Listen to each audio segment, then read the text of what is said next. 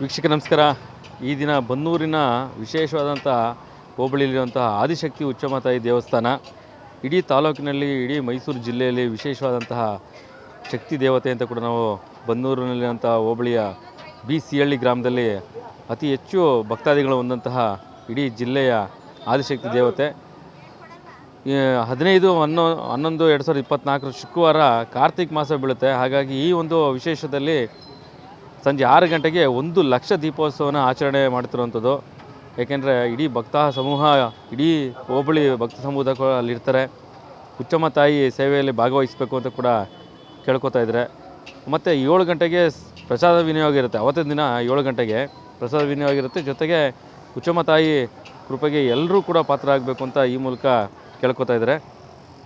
ವಿಶೇಷ ಏನು ಅಂದರೆ, ಇಡೀ ರಾಜ್ಯದಲ್ಲಿ ಲಕ್ಷ ದೀಪೋತ್ಸವದ ವ್ಯವಸ್ಥೆ ಇರುತ್ತೆ. ಅದೇ ಥರ ಇಲ್ಲೂ ಕೂಡ ಆದಿಶಕ್ತಿ ಉಚ್ಚಮ್ಮ ದೇವಿ ದೇವಸ್ಥಾನದ ಆವರಣದಲ್ಲಿ ಲಕ್ಷ ದೀಪೋತ್ಸವನ ಆಚರಣೆ ಮಾಡ್ತಿರೋದು ಇದೇ ಪ್ರಥಮ ಬಾರಿಗೆ. ಲಕ್ಷ ದೀಪೋತ್ಸವ ಆಡಳಿತ ಮಂಡಳಿಯಾದಂತಹ ನಮ್ಮ ಸುನೀತಾ ವೀರಪ್ಪಗೌಡರು ಆಡಳಿತ ಮಂಡಳಿಯಲ್ಲಿ ವ್ಯವಸ್ಥಿತವಾಗಿರ್ತಾರೆ. ಜೊತೆಗೆ ಇದನ್ನು ಆಯೋಜನೆ ಮಾಡಿರುವಂಥವ್ರು ಪುಟ್ಟತಾಯಿ ಮತ್ತು ಉಚ್ಚೇಗೌಡ ಅಂತ ದೇವರ ಭಕ್ತಾದಿಗಳು ಬನ್ನೂರಿನ ಭಾಗದಲ್ಲಿರುವಂಥವ್ರು.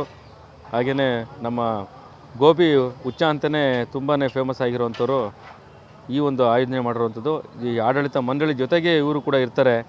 ಹಾಗೆಯೇ ಆದಿಶಕ್ತಿ ಉಚ್ಚಮ್ಮ ತಾಯಿ ದೇವಸ್ಥಾನದ ಲಕ್ಷ ದೀಪೋತ್ಸವ ಇದೇ ಪ್ರಥಮ ಬಾರಿಗೆ ಇದನ್ನು ಆಯೋಜನೆ ಮಾಡಿರುವಂಥದ್ದು ಕೂಡ ನಾವು ಹೇಳ್ಬೋದು.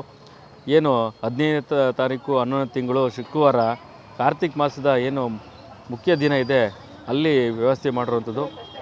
ಭಕ್ತಾದಿಗಳು ಯಾರೆಲ್ಲ ಈ ಒಂದು ಲಕ್ಷ ದೀಪೋತ್ಸವಕ್ಕೆ ತಮ್ಮ ಕೈಲಾದಂಥ ಎಣ್ಣೆ ಹಾಗೂ ಆ ದಾಸೋಹಕ್ಕೆ ಸಂಬಂಧಪಟ್ಟಂತೆ ಯಾವುದೇ ರೀತಿಯಾದಂಥ ವಸ್ತುಗಳನ್ನು ನೀಡ್ಬೋದು ಅಂತ ಕೂಡ ಆಡಳಿತ ಮಂಡಳಿ ಜೊತೆಗೆ ಸಂಯೋಜಕರು ಕೂಡ ಹೇಳಿದ್ದಾರೆ.